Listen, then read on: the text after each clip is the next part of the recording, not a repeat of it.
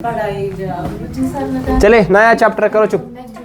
नया चैप्टर है electromagnetic induction and दूसरा इसका हिस्सा है अल्टरनेटिंग करंट। तो पहला हम हिस्सा पढ़ते हैं दैट इज इलेक्ट्रोमैग्नेटिक इंडक्शन वाला, ठीक है। तो क्या क्या कंटेंट्स रहेंगे हमारे पास यहाँ पे इस चैप्टर में से, सारा रिलेटेड है जो कि आपने पढ़ा है electrostatics, current, electricity, then magnetism, उस सब के साथ ही रिलेटेड है कहीं ना कहीं।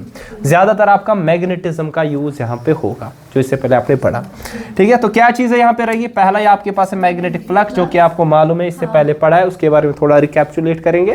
देन आफ्टरवर्ड्स हमारे पास आ जाएंगे फैराडेज के एक्सपेरिमेंट, 10th क्लास में पढ़ा होगा शुनापुरमुद 10th क्लास में आशापुर में magnetic effects of electric current में, वहां पे फैराडेज के एक्सपेरिमेंट्स थे, ठीक। और नेक्स्ट आपके पास फैराडेज के लॉस जो कि EMI के रहेंगे, इलेक्ट्रोमैग्नेटिक इंडक्शन। देन इसकी डायरेक्शन के लिए हमारे पास आएगा Lenz's law and law of conservation of energy. फिर एक्सप्रेशन क्या रहेगी हमारे पास इंड्यूस्ड EMF या इंड्यूस्ड करंट के लिए, जो हमारे पास आ जाएगी, दो एक्सपेरिमेंट जो इसने किए थे। और नेक्स्ट हमारे पास कैसे हम इंड्यूस्ड EMF को प्रोड्यूस कर सकते हैं, पहला इसके बाद है चेंजिंग मैग्नेटिक फील्ड, फिर या चेंजिंग एरिया ऑफ कॉइल जिसको मोशनल EMF कहते हैं। और नेक्स्ट हमारे पास आएगा रिलेटिव ओरिएंटेशन, मतलब कि किसी एंगल पे अगर हम रखेंगे, ठीक है ना, वो कैसे होगा।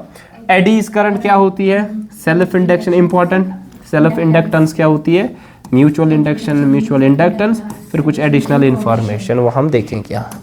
तो पहले ही हम स्टार्ट करते हैं कि मैग्नेटिक फ्लक्स। आपको पता है कि what do you mean by flux, flux किसे कहते हैं, फ्लक्स हमने पढ़ा था number of field line crossing any cross sectional area whether those are electric flux या मैग्नेट। यहाँ पे हमें यूज होगा कौन सा वाला, मैग्नेटिक फ्लक्स। अगर आपके पास है कोई भी छोटा सा एरिया, ठीक है ना, मान लीजिए इसका एरिया आपके पास है DS, इस पे डालेंगे एक वेक्टर जो कि आउटवर्ड डायरेक्शन में होगा, उसको क्या कहते हैं, नॉर्मल वेक्टर। लेट सपोज ये आपके पास है N, ठीक है ना, तो आपके पास अगर N वेक्टर तो यूनिट वेक्टर क्या आएगा, N कैप। और मान लीजिए ये है magnetic field that is B, इनके दरमियान कुछ एंगल होगा, लेट सपोज थीटा। अब मुझे बता दीजिए इस डायरेक्शन में B का कौन सा कंपोनेंट होगा, इस डायरेक्शन में ये आएगा B cos थीटा, है ना। And then we define here area vector किसके बराबर होगा, मैग्नीट्यूड इनटू यूनिट वेक्टर, है ना sir, that is N cap. और हमने बोला था कि जो मैग्नेटिक फ्लक्स होगा या इलेक्ट्रिक फ्लक्स होगा कैसे निकालते हैं, dot product of field vector and area vector, dot product of field vector and area vector. अब यहाँ फील्ड वेक्टर कौन आएगा, magnetic field density that will be B, और एरिया वेक्टर DS, तो B डॉट DS। और ये कितना आ जाएगा आपके पास, B DS cos of the angle between them, ठीक है। अब ये थीटा क्या हो सकता है, अगर थीटा होगा सर 0 डिग्री, थीटा होगा 90 डिग्री, थीटा होगा 180 डिग्री।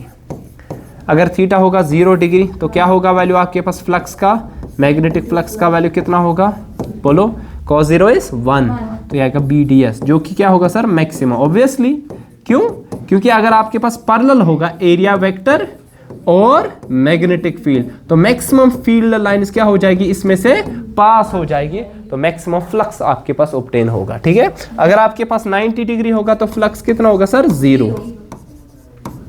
क्यों, देखिए ये आपके पास एरिया वेक्टर है, ध्यान रख लीजिए, इसका एरिया वेक्टर इधर से और मैग्नेटिक फील्ड है ऐसे, क्या पास होगी इसमें से, नहीं। इट्स लाइक दिस कि आपके पास यहाँ पे आपके पास है ये एरिया, तो ये एरिया वेक्टर आ जाएगा और मैग्नेटिक फील्ड ऐसे पास हो रहा है, तो इस पेज में से कुछ भी पास नहीं हो रहा है, तो मैग्नेटिक फ्लक्स जो इस सरफेस की वजह से होगा वो कितना होगा सर, दैट विल बी 0, ठीक है। And in the same way अगर आपके पास थीटा होगा 180, cos 180 डिग्री कितना होगा, -1, तो आएगा -BDS।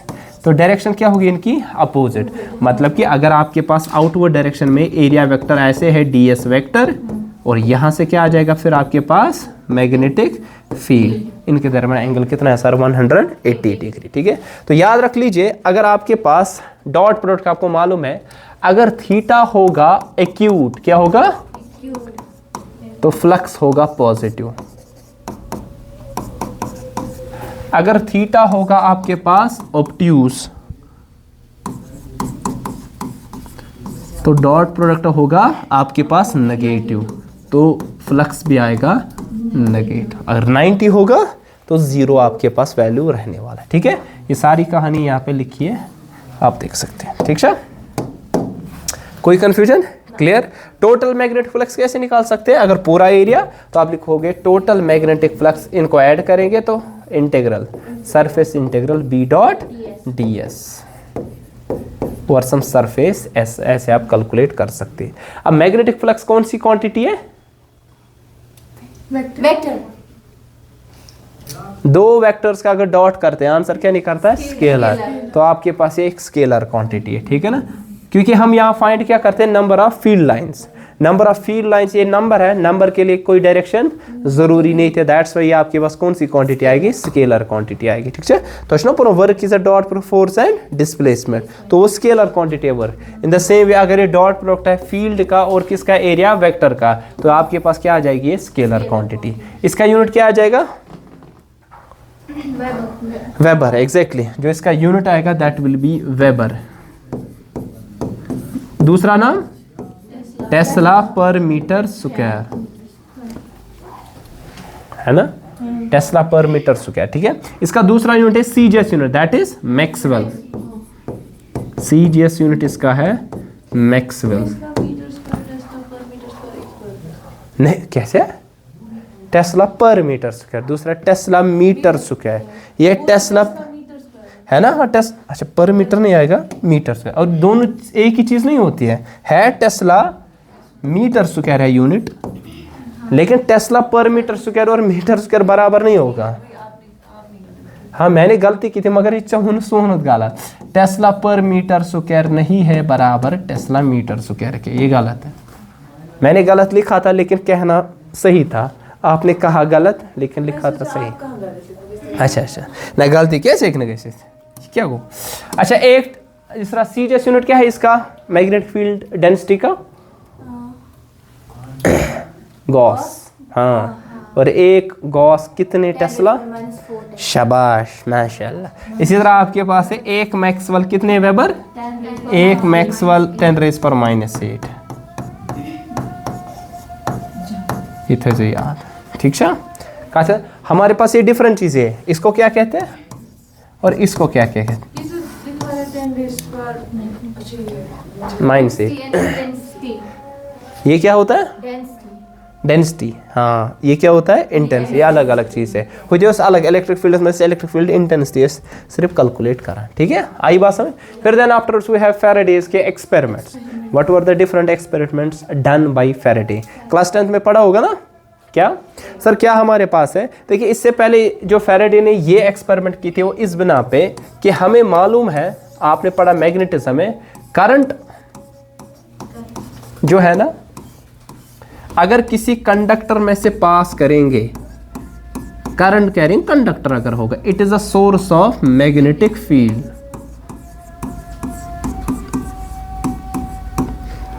ठीक है। अब व्हाट इफ, इसने बोला व्हाट इफ कि अगर आपके पास उल्टा करेंगे, क्या सर? मेरे पास होगा मैग्नेटिक फील्ड सल्लल्लाहु अलैहि वसल्लम, तो उससे मैं करंट को जनरेट करूं, ठीक है। सो उल्टा है तो रिलेशन इज देयर इनके दरमियान। तो अभी तक हमने पहली एक्सपेरिमेंट कौन सी थी जिससे हम बता सकते हैं कि एक current carrying conductor is the source of, exactly Oersted's experiment. अब इसने एक्सपेरिमेंट की थी आपने कि अगर आपके पास यहाँ पे होगा मैग्नेटिक फील्ड, क्या उससे हम प्रोड्यूस कर सकते हैं इलेक्ट्रिक करंट को कि नहीं? तभी तो इनके तरह इनको बताया जाता है इलेक्ट्रोमैग्नेटिज्म, मतलब they are interrelated to each other. Electric field भी रिलेटेड है, मैग्नेटिक फील्ड भी आपस में रिलेटेड है, ठीक है। अब तब मरी हुआ है, हाँ ज़्यादा दम हो जाएगा फिर, ठीक है। और थोड़ा सा इसको एक सेकंड,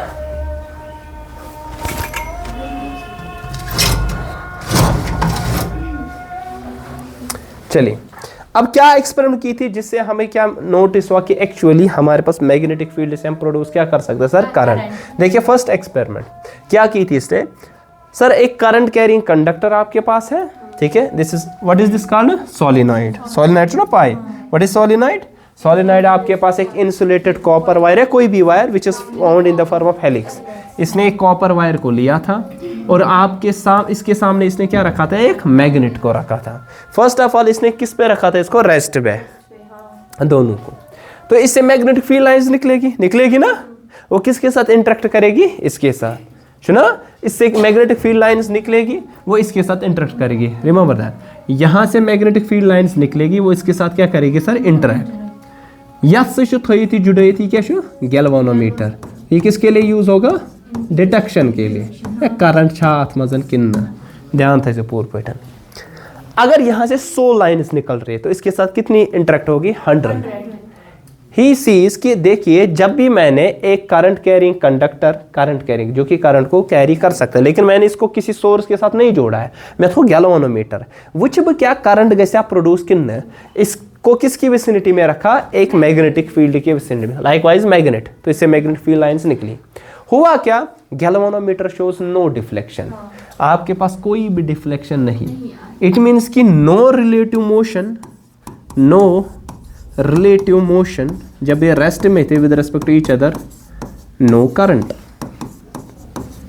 देन आफ्टरवर्ड्स इसने क्या किया, इसने ये किया, इसने मैग्नेट और करंट कैरिंग का, इस करंट कैरिंग कॉइल या कंडक्टर, इसके दरमियान रिलेटिव मोशन रखी। मतलब with respect to this coil इस मैग्नेट को मूव किया, या विद रिस्पेक्ट टू मैग्नेट इस कॉइल को क्या किया सर, मूव किया। What happens? He sees कि आपके पास ये जो गैल्वानोमीटर है, it shows deflection.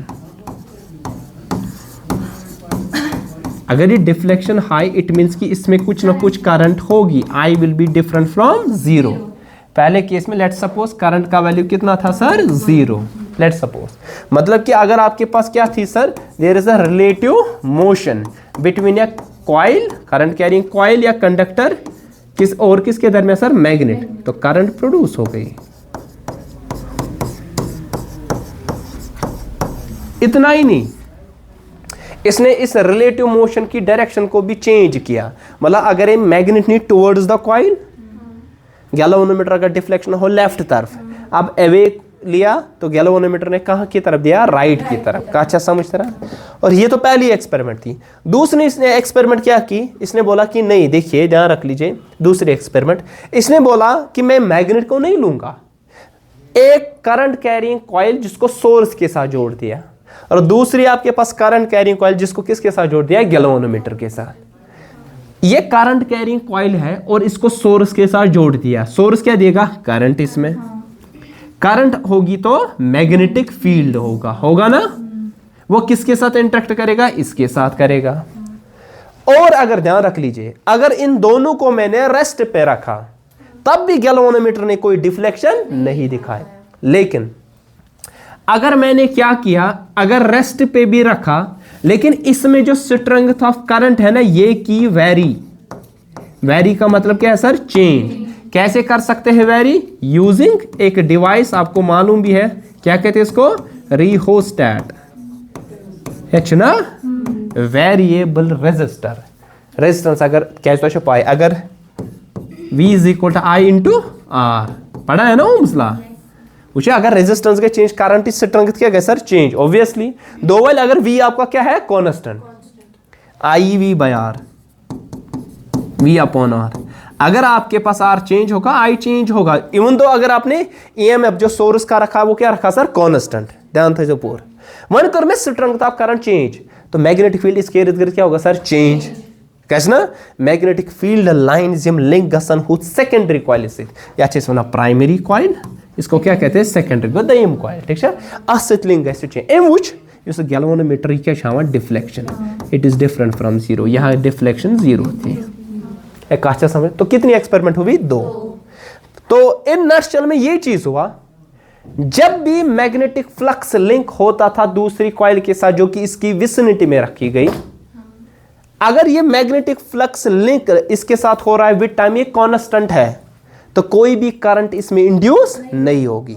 लेकिन व्हेनेवर अगर आपने क्या किया, अगर आपने यहां पे magnetic flux that is phi m, ये जो लिंक होगा किसके साथ, कॉइल के साथ, ये अगर वेरी हो रहा है, मतलब कि चेंज हो रहा है विद टाइम, सर उससे क्या होगा, इंड्यूस होगा EMF in the nearest coil. अगर सर्किट उसका कंप्लीट है तो इंड्यूस होगी सर क्या, करंट, और उस करंट को क्या कहेंगे sir, induced current. So now we know that using magnetic field we can generate the current. Now how can we generate the current? Whenever there is a relative motion between the current carrying coil and the source of magnetic field, an EMF is induced in the nearest coil या secondary coil. If the circuit of that coil is complete, पूरा क्या circuit complete करने से ही produce क्या गसा इस निशान current, ठीक है? Then the current is induced in the coil and such current is called induced current कहते हैं, ठीक है? So we can say that कि changing magnetic flux अगर ये में सितन च गसा 10 line link मगर ये रोज लगातार ध्यान थीजो आज गैस में current induce galvanometer high deflection की है। लेकिन अगर इसके साथ लिंक हो रही है 2 फिर 3 फिर 4 फिर 3 फिर 1 मतलब वैरी हो रही है वेदर इंक्रीज या डिक्रीज, देन मैग्नेटिक फ्लक्स जो इसके साथ लिंक जो हुआ ये अब चेंज हो रहा है, then EMF and induced current is induced in the nearest secondary coil. So what is the cause of EMF? Can you tell me what is now the cause of EMF induced? ये जो induced EMF है ना फिर circuit close होगा तो current भी, इसका cause क्या है? that is changing magnetic flux. Feel होगा तो flux. So flux is not the cause of the induced current या induced magnetic field. It is the शाबाश, it is the changing magnetic flux which varies with time, which is linking with the secondary coil जो कि nearest coil आपके पास यहाँ पे होगी. ठीक है, बात आई समझ? क्लियर? तो यहाँ पे देख लीजिए, तो ऑब्जर्वेशन क्या थी हमारे पास, यहाँ पे ध्यान रख लीजिए आप. ऑब्जर्वेशन पहली क्या थी? The relative motion between the coil and the magnet. जो क्या हमने देखा, the induced polarities of magnetism in the coil, the direction of the current through the galvanometer, hence the deflection in the galvanometer, और that the induced current is available only as long as there relative motion between the coil and the magnet. कब तक रहेगा ये induced EMF? ये तब तक रहेगा जब तक कि रिलेटिव मोशन होगी किसके साथ? एक कॉइल के साथ एंड मैग्नेट. अब जरूरी नहीं कि आपके पास मैग्नेट, क्योंकि आपको मालूम है अगर मैं करंट पास करूं प्राइमरी कॉइल में, वो भी एक्ट क्या करेगा सर? मैग्नेट. और उसमें स्ट्रेंथ ऑफ करंट क्या करो सर? चेंज यूजिंग रियोस्टेट या किसी भी मीन से. दूसरा हम करते यूज पोटेंशियोमीटर भी, ठीक है ना. तो वहां पे चेंज होगी तो करंट चेंज होगी, मैग्नेटिक फ्लक्स चेंज होगा. तो सेकेंडरी कॉइल में भी आपके पास यहाँ पे फ्लक्स लिंक वो चेंज होगा, तो इसमें induce EMF and hence current induce हो जाएगी. ठीक है, तो इसमें क्या, coil can be moved by fixing the magnet, है ना पहला तरीका. Both coil and magnet can be moved towards each other या away from each other. को relative velocity को दोनों दरमियान आसन, ठीक है.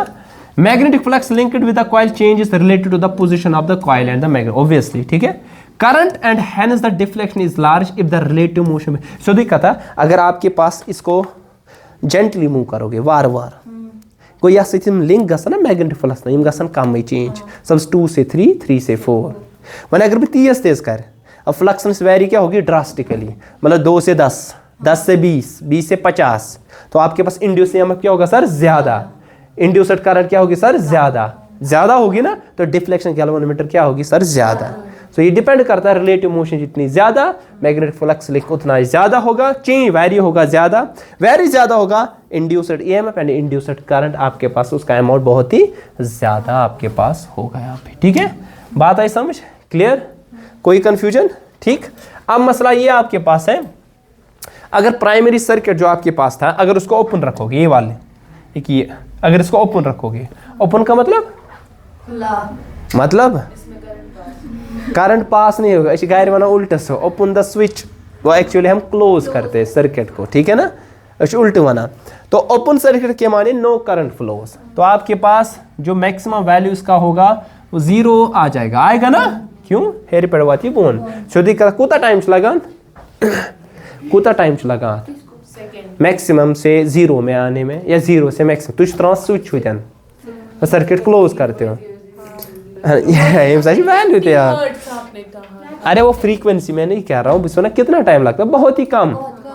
इन जैसी करंट्स को जो कि वेरी होती है for a short period of time while reaching from 0 to maximum या मैक्सिमम टू 0, इनको हम कहते हैं ट्रांजिएंट करंट्स. कैसे को ना, ये पर उस अल्टरनेट करंट ना पद पोर्शन, उसमें हम पढ़ेंगे कि अगर आपके पास ये शॉर्ट पीरियड ऑफ टाइम के लिए वेरी हो जाएगी ये current while growing from 0 to maximum and decaying या डिकेइंग फ्रॉम, डिके मतलब वो कम गसन कत मैक्सिमम पे 0 तान, इन सारी करंट्स को हम कहते हैं ट्रांजिएंट करंट। और one of the example it is alternating current. बुझमुत ना 10th में पढ़ में AC वनान थे, ठीक है। लेकिन यूजुअली आपने कई लोगों को देखा होगा तुम लिखा AC करंट, ये गलत तरीका। AC मतलब अल्टरनेटिंग करंट है। तेल क्या लिखो, तेल लिखो इस AC वोल्टेज, अल्टरनेटिंग वोल्टेज भी होती ना, तस लिखो इथे अल्टरनेटिंग करंट वोल्टेज, तस लिखा long forms alternating voltage direct, उसको AV कोई वर्ड ही नहीं आता। तो में AV AC तो बुझन एयर कंडीशनर अल्टरनेटिव करंट को ऐसे लिखते हैं, या अगर न कश तगान सो पूरे पर लिख तन अल्टरनेटिव वोल्टेज भी होती, क्योंकि पहले करंट की वोल्टेज, पहले वोल्टेज फिर करंट। ओपन सर्किट में वोल्टेज हो सकती है, क्लोज्ड सर्किट में आपके पास करंट होगी, तथ में EMF ते, ठीक है। मगर ओपन सर्किट में हेक जहन ते करंट ऐसे, तो पहले वोल्ट पोटेंशियल डिफरेंस ना बूझमुत, whenever potential difference is applied across the conductor current is flowing, ये क्या मानो ओहम्स लॉ है ना, है कि नहीं। सो फैराडे ने अपने लॉज दिए, और ये सारी कहानी जो अभी तक मैंने पढ़ी ये वही है, ठीक है। During this period changing current induces changing magnetic flux, current change हो जाएगी इसमें चेंज हो जाएगी इसमें करंट, उससे चेंज क्या होगा फ्लक्स, वो लिंक किसके साथ होगा सेकेंडरी कॉइल के साथ, और इंड्यूस क्या करेगा उसमें EMF। अगर सर्किट क्लोज होगा तो करंट भी होगी, अगर आप डायरेक्शन यहाँ पे, अगर पोलैरिटी आप यहाँ पे क्या करोगे चेंज, तो डिफ्लेक्शन इसमें भी क्या होगी सर चेंज। और इसी बिना पे फैराडे ने अपने 2 लॉज दिए, first law and second law, these are called Faraday's laws of electromagnetic induction. पहला लॉ यही था क्या sir, whenever there is a relative motion between the two, one is current carrying coil and the magnet, या आपके पास primary coil and secondary, where primary coil is that coil in which current is passing and it is varying, growing or decaying, then what happens, an EMF is induced in the nearest coil, that is secondary coil, and if the circuit is closed and EMF current is induced in the nearest coil, such current is called a induced current. This phenomenon is called electromagnetic induction. Using magnetic field you can generate current, just like current से magnetic field generate होगा। अब इसका magnitude कितना होगा, इसका जो magnitude होगा किसका सर, इंड्यूस्ड EMF का, पहले EMF है ना, देन करंट आ जाएगा। मान लीजिए वो E है, ये किस पे डिपेंड करेगा बता दीजिए, ये डिपेंड करेगा जो आपके पास चेंज इन क्या है sir, it is directly proportional change in flux with respect to time, rate of change of flux, क्योंकि जितना फ्लक्स चेंज होगा ज्यादा उतना इंड्यूस क्या होगा EMF ज्यादा। मैं वो ना वनी अगर 2 पे 3 गसान, 3 पे 4 ब्याग 2 पे 10, उसमें ज्यादा चेंज आपके पास जितनी ज्यादा आएगा फ्लक्स लाइंस का, उतना ही इंड्यूस्ड EMF क्या होगा सर ज्यादा होगा, ठीक है। तो यहाँ पे क्या आ जाएगा आपके पास इंड्यूस्ड EMF का वैल्यू, ये आएगा d∅/dt और कांस्टेंट प्रोपोर्शनलिटी का वैल्यू k, और यहाँ हम नेगेटिव साइन डालते हैं। ये नेगेटिव साइन क्यों है मैं बता दूंगा यहाँ पे, ये क्यों है, हाँ सॉरी, ये जो ऐसा सिस्टम है ये k का वैल्यू है ये है 1, ठीक है। तब EU का वैल्यू लिख सकते -d∅/dt, rate of change of flux. अगर आपके पास n नंबर ऑफ टर्न्स होगी, कितनी n को तक ऐसे मतलब है -n d∅/dt, कैसा। Now why this negative sign? This negative sign indicates that the induced EMF it is in a direction, you should that direction must such that it opposes the very cause of its creation. You should हमेशा करा तथ चीज़स oppose यम की वजह से क्या शासन गोमुत create. What is the cause of induced EMF? Change in magnetic flux. So हमेशा ये magnetic flux को क्या करता है sir oppose. That's why it is this negative sign. ठीक है, the negative sign indicates that induced EMF is always opposing the cause of its creation, which is the changing rate of change of magnetic flux. Flux change न क्या, change in flux with respect to time, ये इसका cause है। और इसकी direction के लिए एक लॉ आया, that is called Lenz's law. इसको पागा, ठीक है।